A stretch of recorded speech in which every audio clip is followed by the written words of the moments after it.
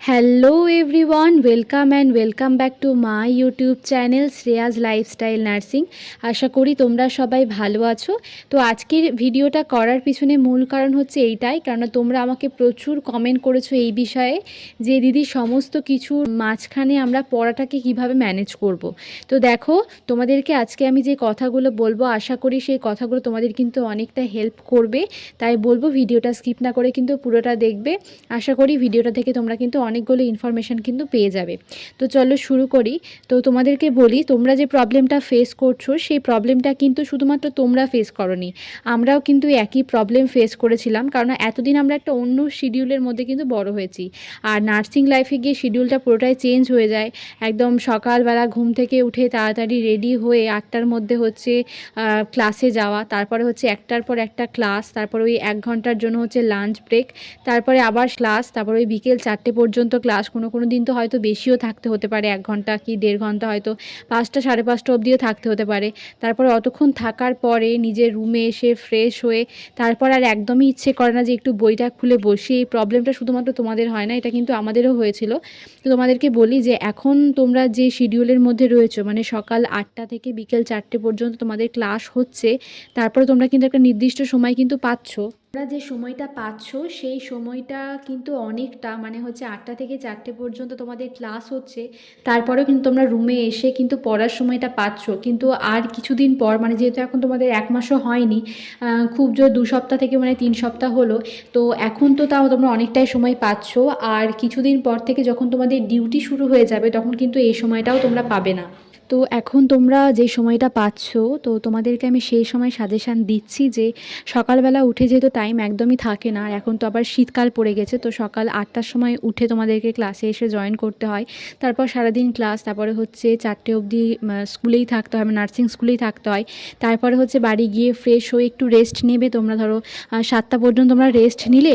তারপর কিন্তু আমি বলবো যে সিস্টাররা যে পড়াগুলো তোমাদেরকে পড়াচ্ছে প্রতিদিন, চেষ্টা করবে সেগুলো কিন্তু প্রতিদিনের পড়াটা প্রতিদিন করে নেওয়ার। কারণ তোমরা যদি রেখে দাও পড়াটা এবং ভাবো যে না থাক, আমি সিস্টাররা আরেকটু পড়াক দিয়ে আমি একসাথে একবারে পড়ে নেব, তো ওইটা একদম করতে যেও না। কারণ সেইটা করতে গেলে কিন্তু তোমরা পরে আর সমস্তটা কিন্তু কভার করতে পারবে না। তোমাদেরকে বলবো যে চেষ্টা করবে প্রতিদিনের পড়াটা কিন্তু প্রতিদিন করে নেওয়ার। কেননা এখন তোমরা যে সময়টা পাচ্ছ সেই সময় কিন্তু তোমাদের শুধু এখন ক্লাস হচ্ছে, আর হয়তো সেরকম খুব একটা লেখালেখির চাপও কিন্তু এখন নেই। আর কদিন পরে কিন্তু আরও অনেক লেখালেখি শুরু হয়ে যাবে, তারপর শুরু হয়ে যাবে কমিউনিটি ডিউটি, তারপর তোমাদেরকে করতে হবে চার্ট পোস্টার, তখন কিন্তু একদমই সময় পাবে না বইটা খুলে বসার। তার জন্য বলবো যে এখন যে সময়টা পাচ্ছ, সিস্টাররা যে পড়াগুলো এখন তোমাদের পড়াচ্ছেন চেষ্টা করবে সেই পড়াগুলো প্রতিদিনের পড়াটা প্রতিদিন একবার হলেও পড়ে রাখার, যাতে পরবর্তীকালে তোমরা যখন পড়বে সেই পড়াটা তোমরা কিন্তু বুঝতে পারো। আশা করি যে কথাগুলো বললাম সেগুলো তোমরা অনেকটাই মেনে চলবে।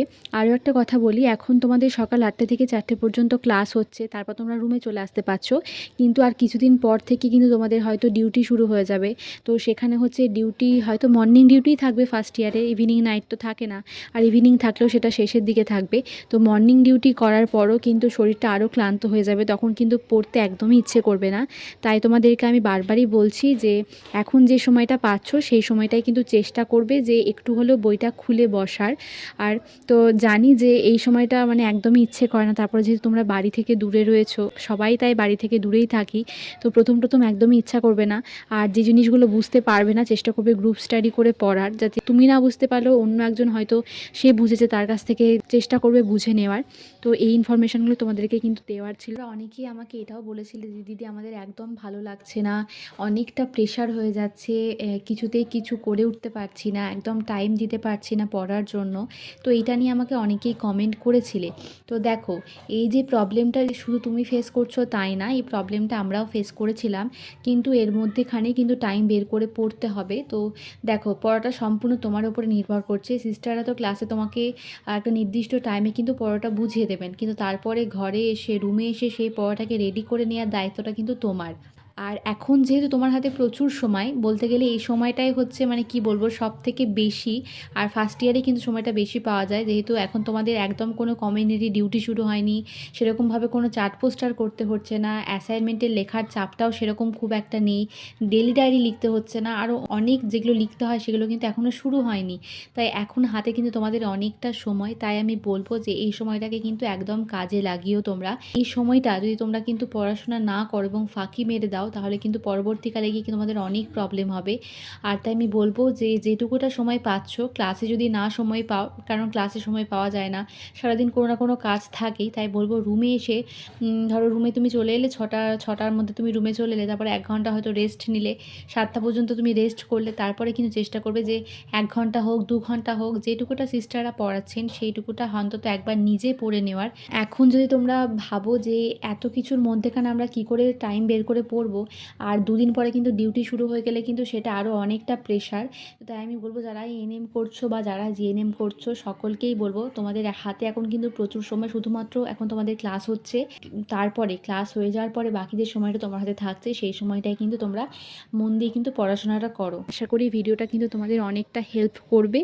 তো যদি তোমাদের ভিডিওটা ভালো লেগে থাকে, তোমার যারা বান্ধবী বা বন্ধু ট্রেনিং করছে তাদের মধ্যে ভিডিওটা শেয়ার করে দিও, যাতে তারাও কিন্তু একটু টাইমটা ম্যানেজ করে নিতে পারে সমস্ত কাজের মধ্যেখানে।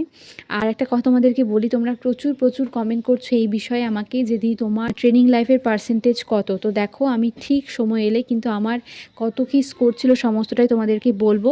তো আমার চ্যানেলে যেদিন 1K সাবস্ক্রাইবার মানে 1000 সাবস্ক্রাইবার কমপ্লিট হয়ে যাবে, আমি তোমাদেরকে কিন্তু সেই দিন ভিডিও আপডেট দেবো। সেই ভিডিওতে আমি তোমাদেরকে বলে দেবো যে আমার মাধ্যমিক, উচ্চ মাধ্যমিকে এবং আমি ট্রেনিং লাইফে আমার কত পার্সেন্টেজ অফ নাম্বার রয়েছে। তাই অযথা কমেন্টে তোমার কত পার্সেন্টেজ নাম্বার রয়েছে দিদি, তোমার কত পার্সেন্টেজ নাম্বার, এটা জিজ্ঞেস করবে না। আমি ঠিক সময় এলে কিন্তু তোমাদেরকে একটা ভিডিও করে সেখানে সমস্ত ইনফরমেশান কিন্তু দিয়ে দেবো। আর আমি চেষ্টা করব আমি যেটুকুটা জানি সেইটা দিয়ে তোমাদেরকে কিন্তু হেল্প করার। তাই আমি চেষ্টা করব তোমাদেরকে কিন্তু অনেক নতুন নতুন ইনফরমেশান আপডেট দেওয়ার। তাই সেই সমস্ত ইনফরমেশান পাওয়ার জন্য কিন্তু তোমাদেরকে আমার চ্যানেলটাকে সাবস্ক্রাইব করতে হবে। তাই কিন্তু সাবস্ক্রাইব করে আমার চ্যানেল তোমরা পাশে থেকো। সবাই ভালো থেকো, সাবধানে থেকো। খুব শীঘ্রই দেখা হচ্ছে তোমাদের সাথে পরের কোনো ভিডিওতে।